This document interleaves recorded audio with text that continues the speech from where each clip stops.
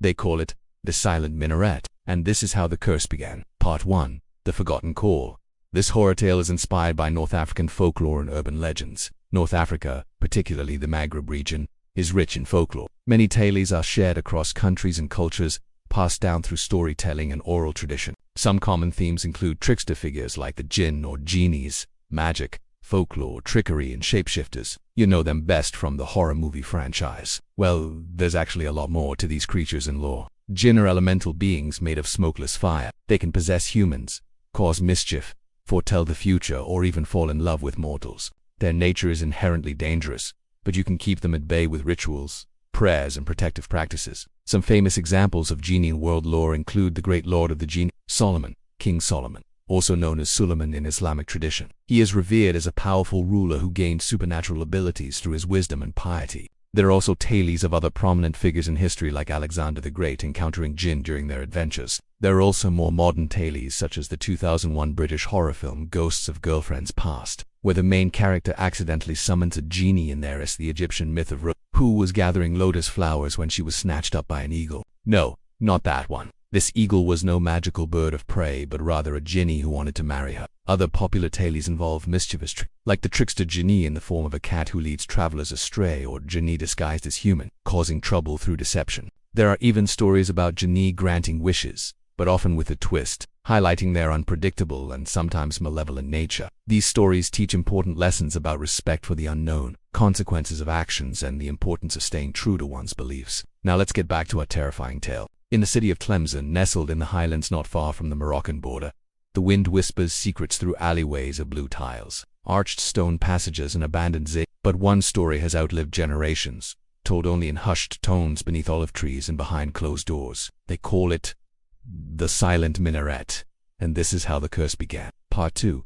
The Minaret Secret. Youssef was not a superstitious man. A doctoral student from Fez, he came to Tlemcen in search of Andalusian architectural records. He was passionate, skeptical, a believer in stone and mortar, not whispers of jinn or talking wells. But his curiosity turned fatal the day he noticed a minaret. It was attached to an ancient mosque, buried behind crumbling walls near the edge of the old Medina. The structure stood tall and elegant, capped in green ceramic tiles. But unlike every other mosque in the region, it bore no muad'din's voice, no call to prayer. Locals avoided it. Even the cats, usually bold, slinked away when they passed by its gates. Youssef asked an elderly bookseller nearby, "Why doesn't the muezzin call from that tower?" The man froze. He slowly placed his misbah beads down and whispered, "That minaret has been silent for 300 years, since the curse." Part 3. The Curse Reawakens. The following morning, the bookseller found the mosque gate open. Inside, the prayer rugs were soaked, as if by the journal was gone, the stool was shattered, and from the top of the minaret, a new voice called to prayer, a voice female, melodic, and utterly wrong. It sang not the Adhan but something older, something incomprehensible, echoing across Tlemcen in the pre-dawn mist. For the first time in centuries, people looked up at the silent minaret and wept. Youssef was never seen again. Some say his body was found curled at the base of the minaret, eyes open, mouth agape, sand pouring from his lips.